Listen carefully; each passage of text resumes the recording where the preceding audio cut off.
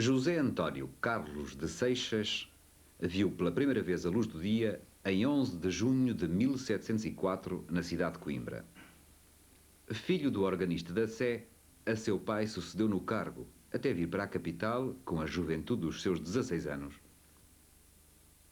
O seu primitivo intuito era professar, ideia que abandonou, trocando-a pela carreira prestigiosa de músico da corte e organista da Basílica Patriarcal. Do sentido e estilo da música que compôs, nos fala o musicólogo Rui Vieira Neri. Em 1720, quando Carlos Seixas chegou a Lisboa para ocupar o seu novo cargo de organista da Capela Real e da Patriarcal, nesse mesmo ano chegou também a Lisboa Domenico Scarlatti, possivelmente o maior cravista do seu tempo e um dos maiores compositores barrocos. Scarlatti tinha sido contratado a peso de ouro para mestre da Capela Real Portuguesa e, ao chegar a Lisboa, sabemos que o infante Dom António, o irmão do rei Dom João V e um dos principais melómanos portugueses da altura, pediu a Scarlatti que ouvisse Seixas tocar para ele. E diz-se um pouco a jeito de mito, de lenda, mas em qualquer das formas, em termos reveladores, que depois de ter ouvido o cravista português, que Scarlatti terá dito que Seixas não tinha nada a aprender com ele, que pelo contrário era ele, Scarlatti, que tinha que aprender com o português.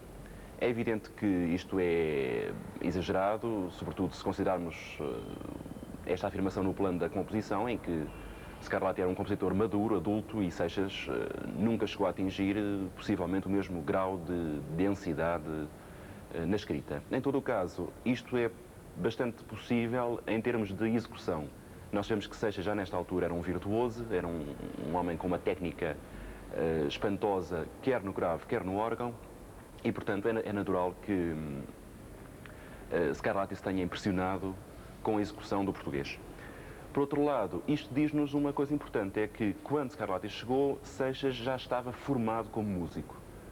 E isto é importante porque normalmente reduz-se a obra de Seixas à influência exclusiva de Scarlatti, quando na realidade ela reflete uma tradição organística e teclística portuguesa anterior, e a influência italiana que nós encontramos de qualquer forma nela decorre muito mais do facto de já antes da chegada de Scarlatti se conhecer a literatura organística italiana em Portugal do que da influência imediata de Scarlatti.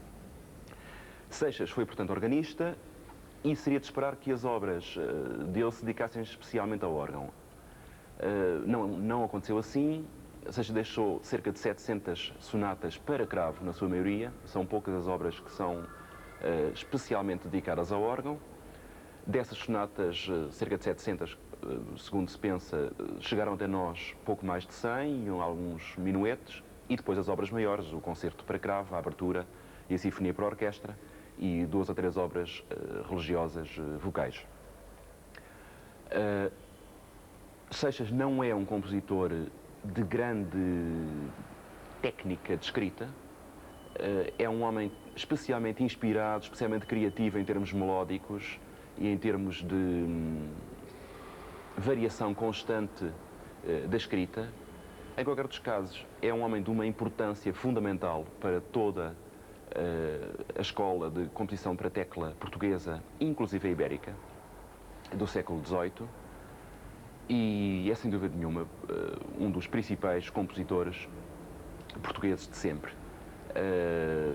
É importante enquadrá-lo numa época em que talvez seja uma das raras vezes que o poder investiu na criação artística e na música em especial, portanto uma altura em que Seixas estava enquadrado por uma capela real onde não só estava Scarlatti, como estavam alguns dos melhores instrumentistas da Europa, como era reconhecido na altura pelos principais autores de história da música europeus.